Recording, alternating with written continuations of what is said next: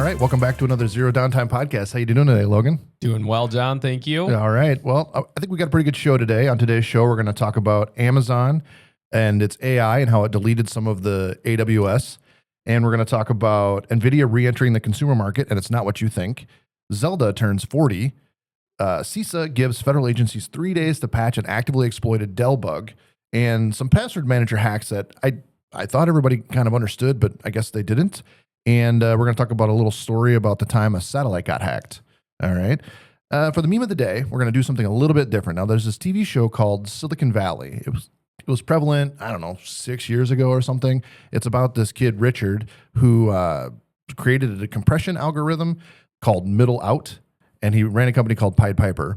And he had this guy that worked for him named Guilfoyle, and Guilfoyle was super smart, and he created his own AI. And this is relevant to the Amazon story that I'm going to show you. So, Okay. so I'm going to flip over here, and we're going to watch.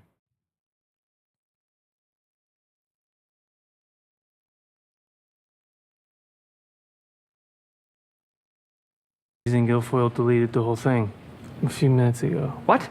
Yeah. Guilfoyle? Yes, Richard, I'm aware. The drone dispatching code has been deleted, and I'm working very hard to restore the right version. Whoa. Drone code? Gabe just told me that the ticketing module got deleted. Ticketing too? Fuck, that's problematic. Oh, yeah, there's I'll some get bad on words that in next. this. What the fuck is going on?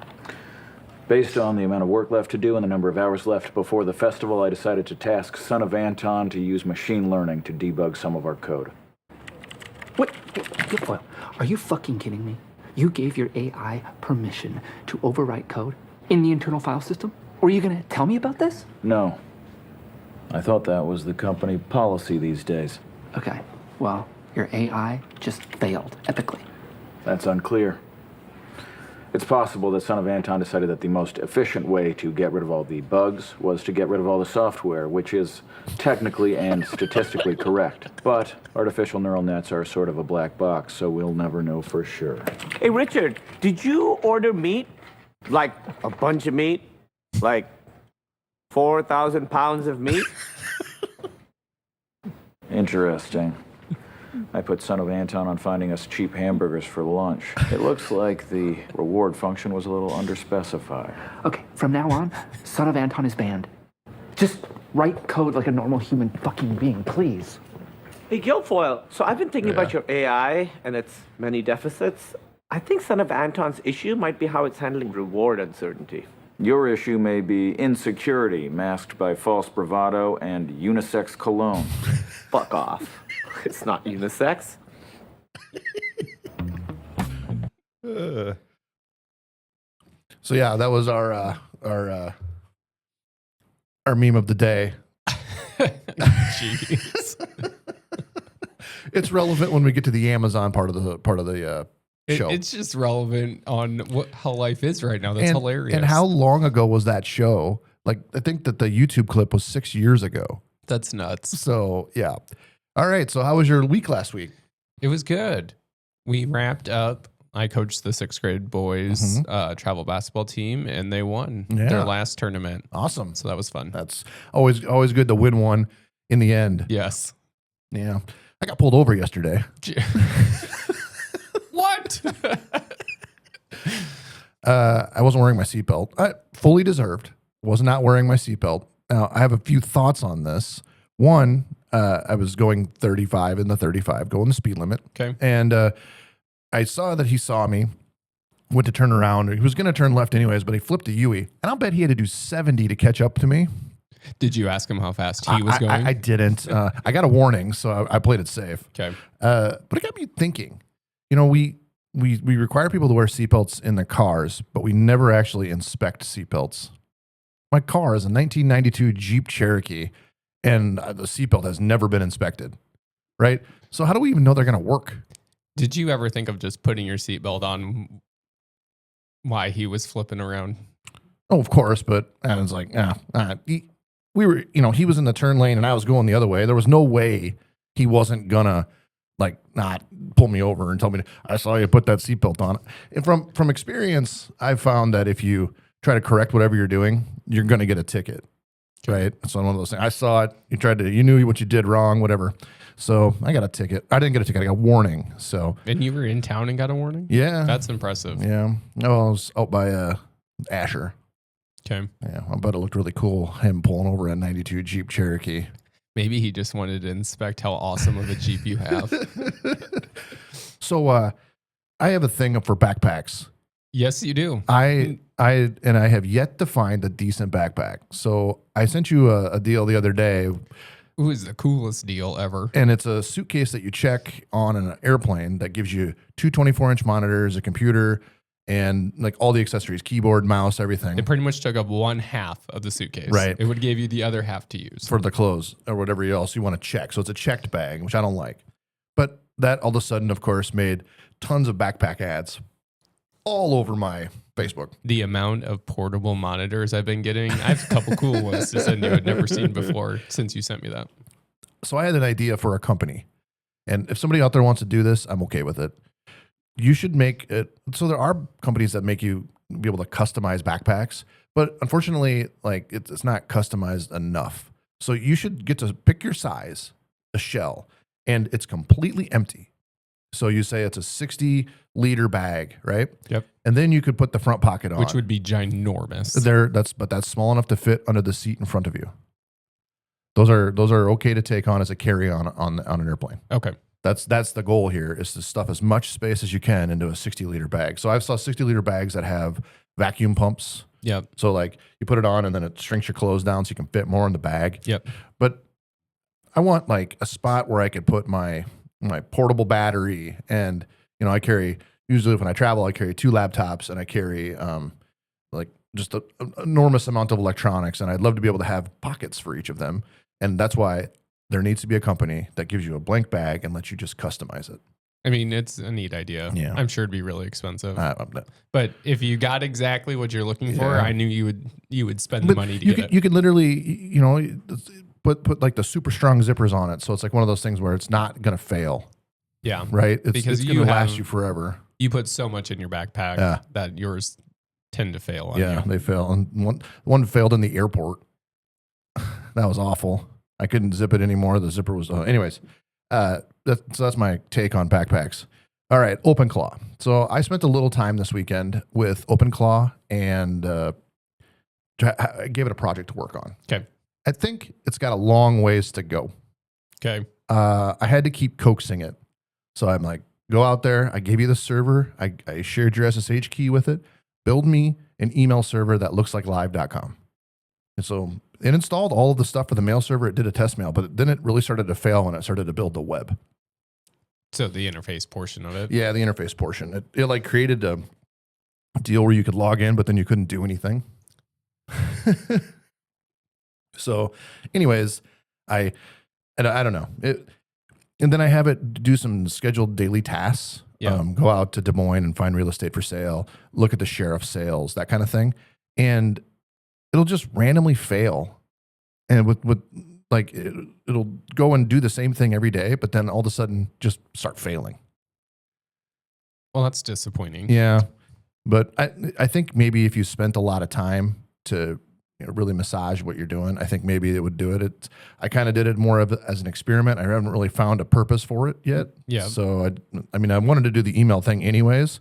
Oh, the one thing it did do, which I don't know if we talked about before, I know I told you, but I wanted it to find me a short domain name that was available. And it did do that. It found me a 5-character domain name and .com, of course. Yep. And it did a really good job of giving me lots of options. Which to me is awesome because if anyone has just used like ChatGPT to do it, it'll give you all the ideas, but it never goes out and actually can verify it back if it is available or not. So you spend so much time looking at all these domains that you like when it doesn't even matter because you can't get them. Yep. No, it did a really good job doing that. I was pretty impressed with that. Last shop talk item that I just added today because I thought it was really cool. So Claude, I'm really liking Anthropic's Claude AI. I'm a ChatGPT Pro member, but I may actually move it to Claude because I'm using it more for coding than I am anything else. But yesterday, Claude came out with a blog post all about how it can write COBOL. Now, you might not know what COBOL is, and that's okay. I was going to say, have you seen you don't watch TV commercials? No. There's one all about like It's either Indeed or ZipRecruiter about they need to hire a COBOL Okay. programmer Okay. because like in the commercial, it's like a car manufacturer, but all the systems are going wrong, breaking everything. Yeah. That's the only reason I know. Okay, so COBOL is an older language, primarily run by on IBM AS400s and a few other things. But the Claude came out and said, "Hey, I can write COBOL code," and a huge portion of IBM's business is their COBOL consulting. And I don't know if you know this, but the financial system and like California DMV and probably other DMVs all run on COBOL. And when you hire somebody to write code in COBOL, it's hundreds of dollars an hour to fix these systems because only a few people know how to do it. But the fact that Claude came out or Anthropic came out and said, "Hey, did you know that we can write COBOL?" IBM yesterday lost $30 billion of value in their company, and MasterCard lost 5%. Wow. Yeah. So it was huge. You have mentioned many times now that you usually have a lot more success using Claude over ChatGPT, especially when it comes to your programming. So I'm going to get into one example of that here in a minute. But I was working on a project last night. I'm like wiped out. I was up till midnight. I never stay up till midnight. I was going to say you got to be tired. You go to bed early. And I spent the day working with ChatGPT to try to figure out this program called NetBird and what it's like a VPN. Anyways, I was fighting with ChatGPT for hours. Went to Claude, solved. So my problem is I have limits on Claude. So I need to get somewhere close to being ready, then move into it. Okay. All right. So Amazon's AI deleted parts of AWS. Now, Amazon is saying, no, that's not what actually happened, but it is. So the people in charge of marketing said that's not what happened. But when you actually talk to the developers, they're saying, yeah, that's totally what happened. and so what it did so first off, the Amazon's AI agent is given full access to everything AWS. It can delete storage buckets. It can modify permissions. It can terminate EC2 images. So these are all Amazon AWS specific things. And so it saw some code that it thought wasn't being used and was like, well, this is bad code. So it deleted the code, caused a 13-hour outage, and rewrote the code. Did it rewrite the code better? I don't know the answer. All right. So obviously Amazon's going to keep pretty tight-lipped on what actually happened. Yeah. But this going back to OpenClaw, right? Giving full access to a whole computer. I mean, look what can happen, right? Do you think that's like an AI problem or a human oversight problem? I would assume that a human had to give it permission to do what it did. So at some point they had to say, yes, go ahead and make the code changes. Yep. But I would assume that a human made the mistake, but the first mistake was letting AI have full access to everything to like review it. Now, do you know much about AWS and how it started? I do not. So back in the 2000s, like .com era, Amazon was big, right? Mostly they started selling books, but then they got the Amazon Marketplace and all of that. But the real problem was they had to tool up for one day a year, Christmas. And so they had all this infrastructure there. And there were two systems engineers, a guy by the name of Chris Pinkham and Benjamin Black. And they saw something. Amazon had created this awesome, like you could expand servers automatically. You could orchestrate all of these things at once, elastic storage, like all of this stuff. And they said, we have all of this excess capacity, like 364 days out of the year. Why don't we sell it? And that's how AWS began, was two just systems engineers saying, we have all this infrastructure, we can make a lot of money. Now, AWS makes more than Amazon Marketplace, Amazon's selling website. Isn't that mind-boggling? So, and part of that is because, you know this from being in the clothing business, retail is pretty low margin and compute is high margin. And so they're able to really overbuild and then sell.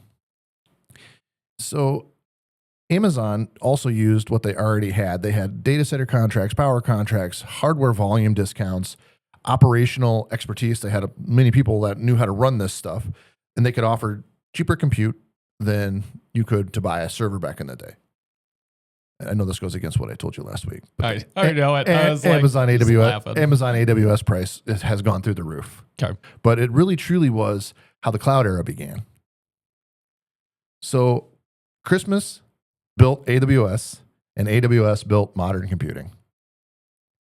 I mean, kudos to those two gentlemen for realizing that the amount of potential money they could make. Yep. And it all started with, we need this thing not to crash on December 25th. Probably actually not December 25th. It's probably more like, Black Friday. It's probably Black or Friday. Cyber Monday. Yeah. So I had an interesting project. Okay. So I bought this thing called a one-hit Bitcoin miner. Basically desk flare. Okay. It's a little screen. I was like, you have to say what desk flare is. Yeah. It's a little screen and it mines Bitcoin at 1 mega hash, which is nothing in the Bitcoin world. But it looks cool. And you can tell people like, hey, I'm mining Bitcoin at my desk. Yep. It uses like as much power as a I don't know, like a light bulb, right? Okay. Nothing. So I bought it, but I never got it. And the company won't write me back. So I got pretty frustrated. And I got the firmware, loaded it on. I found out what device they were using. I bought one of those devices for like $11. I found out what firmware they were using. And then they were going to charge me $2 to run this firmware. I'm like, you already charged me $100 or whatever it was for these two miners. I'm not paying this. So I spent 2 weekends with Claude. Actually, I started with ChatGPT and ChatGPT refused to help me because I'm reverse engineering the firmware. Yep. Okay.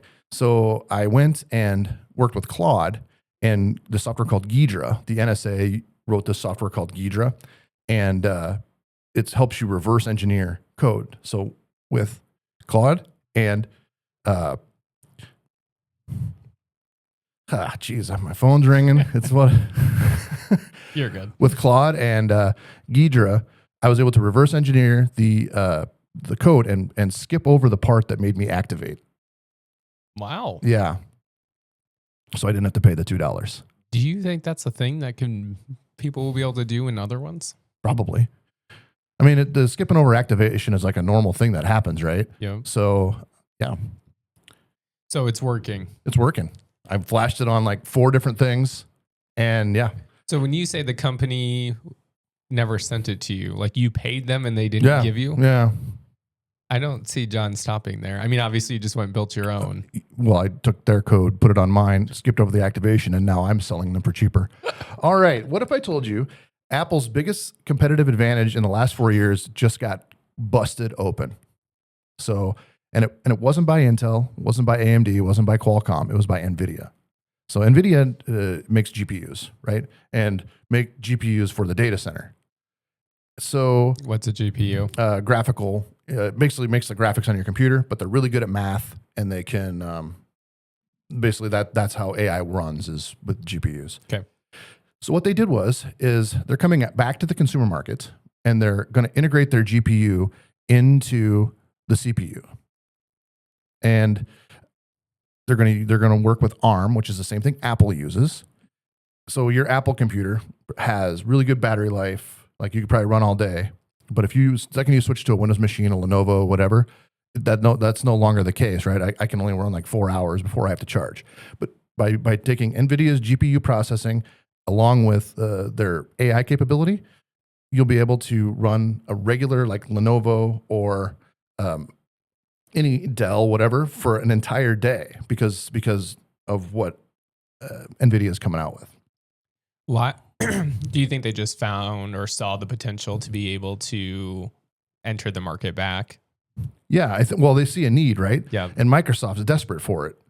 Microsoft wants like their Windows laptop to compete against Apple. And time has shown that Microsoft can't do it alone because Microsoft doesn't build silicone.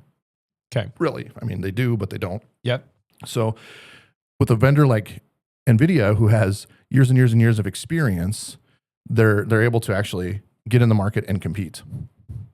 So it'll be interesting once that all comes to life. I agree.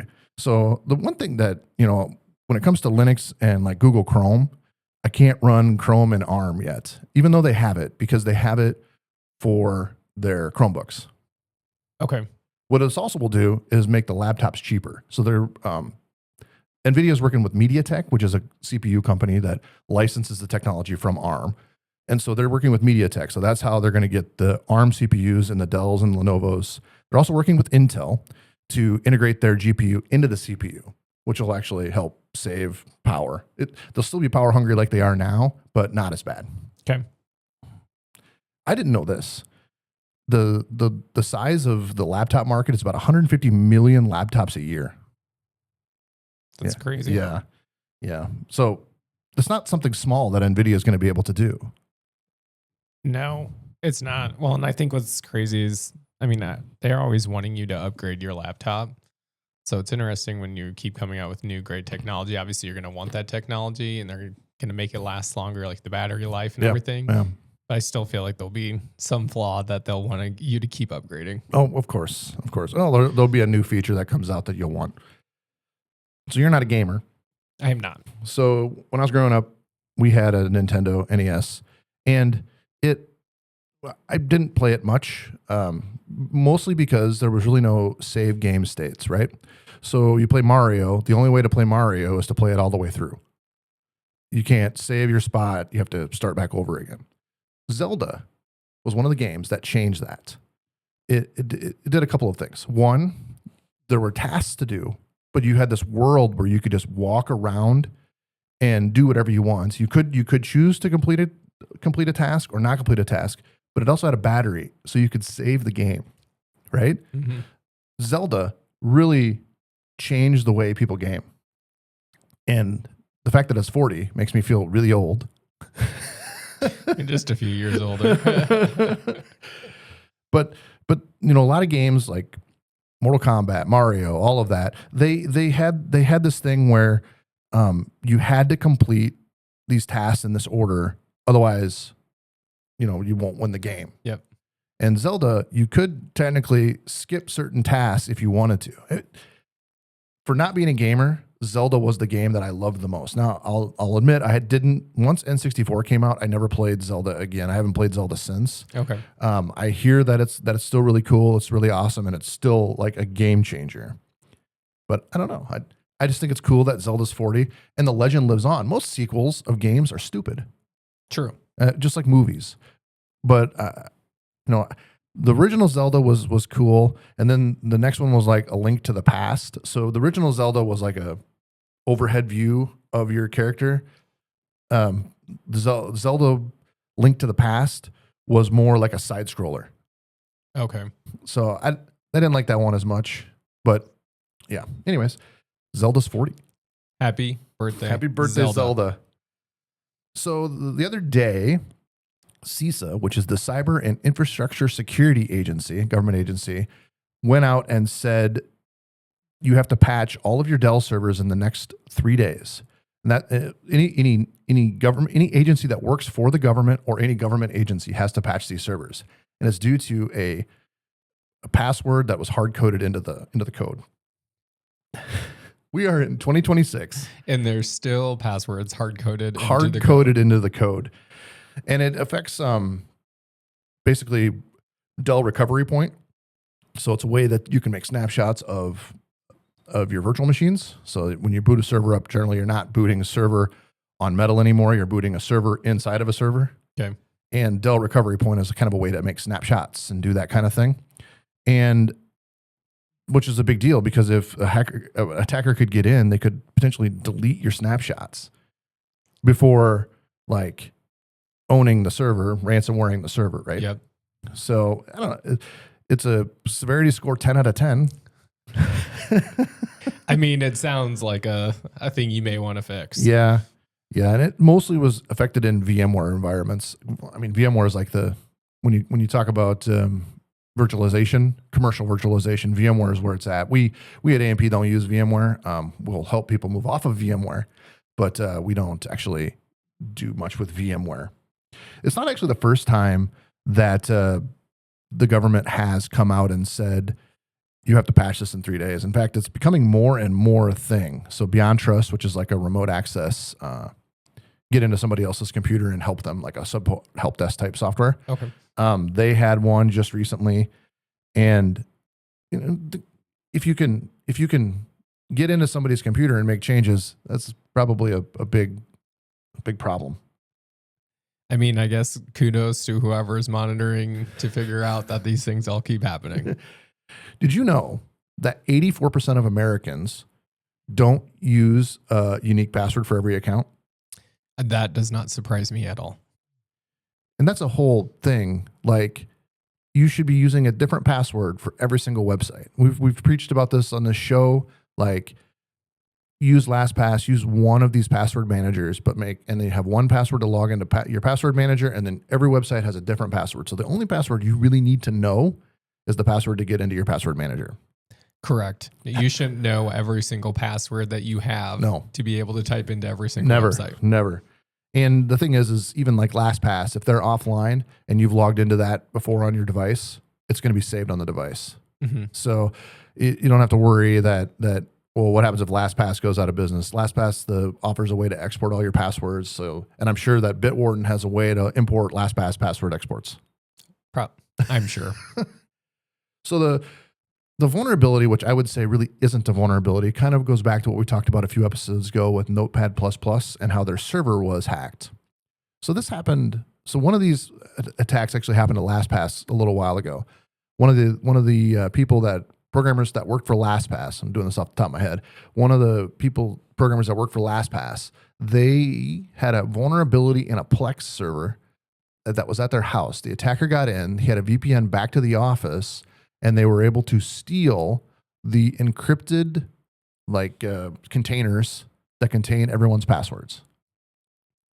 Well, that sounds like a problem. Yeah. And it all stemmed from a Plex being vulnerable, that he liked to watch movies at his house, and the fact that he had a VPN up all the time to the office was a problem.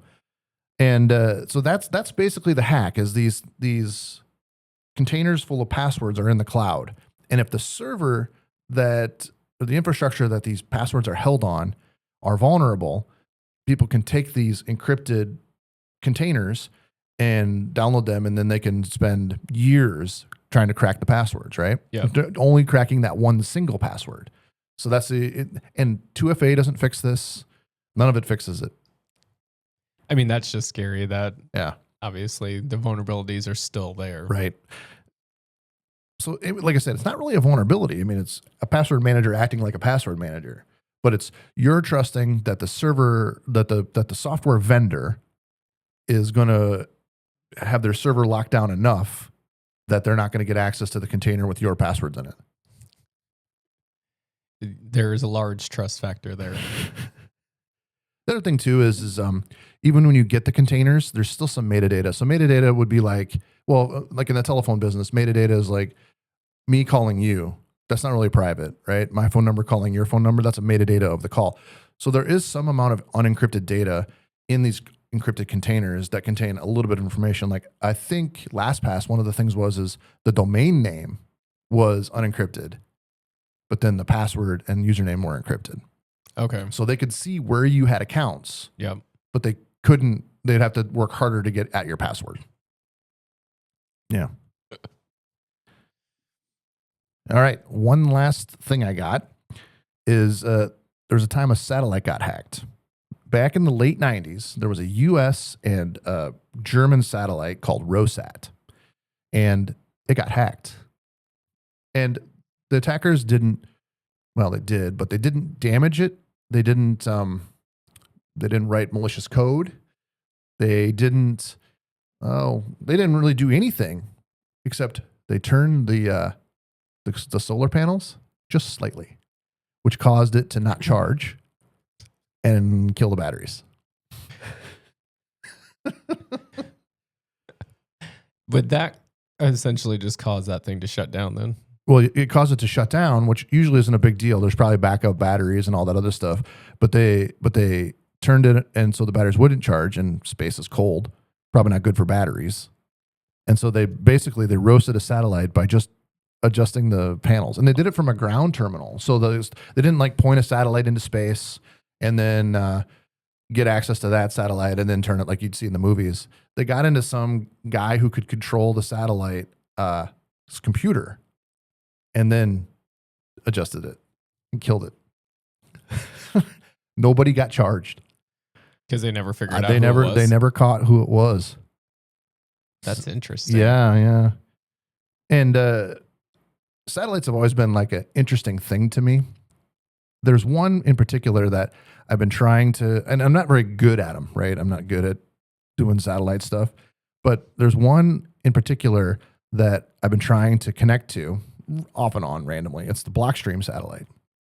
So the Blockstream satellite is a Bitcoin satellite that sends out the blockchain. So you don't have to be connected to the internet to load the blockchain on your computer. Okay. Which means if you're offline, you could check the balance of your wallet without having internet. Okay. It's a cool idea. Yeah, it is. And sometime we can talk about how Bitcoin works and how wallets, can go on and offline. And so you can generate a wallet completely offline. You don't have to have a computer even. And it's all because of that satellite. No. Okay. No. It's math. And if you can do the math, then you can get a private and public key. Okay. I guess you do need a computer. It would be really hard to do it without. I think you could do it without, but it would be hard. Okay. So I know it's kind of short. I got a whole bunch of stuff going on today. But that's what I got for today. I have one quick question for you, and it's just an IT skill that you think all young tech should know. So it's interesting on TikTok. One of our more popular videos is the one where I was talking about the difference between a router and a switch. Yes. And it's caused a lot of controversy. It has. A lot of people have have opinions on this. Yeah. So I think that the best tech skill that somebody could actually have is not knowing it all, but knowing how to get it. So if you don't know the difference between a router and a switch or whatever, you're able to look it up in a way that gets you the answer. Because nobody can know everything about everything. Ever. They won't. Right. I mean, you could be the best computer person in the world and you still won't know everything. Yep. But now with AI and Google and everything else, we have like literally the world of information at our fingertips. You should know how to get the answer. And you should know how to know that whatever is happening, like whatever your information you're getting is correct. You can't be afraid to be resourceful. Correct. I think that's the most important thing. One of the questions we asked in the interview was, say your phone doesn't work and everything else, like you can't call for some reason. How do you find the answer? How do you find out what to do? And the amount of people that said, well, I'd moved to where my phone had service. It was one option. Yeah.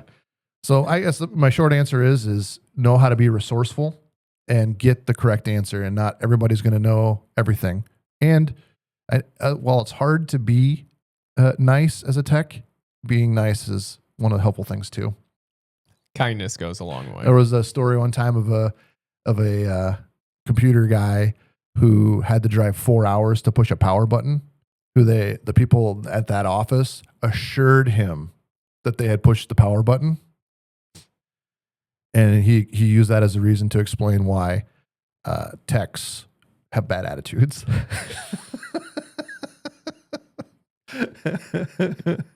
So yeah, a good attitude too. That's all I got for you. All right, everybody have a good one. Talk to you on the next one.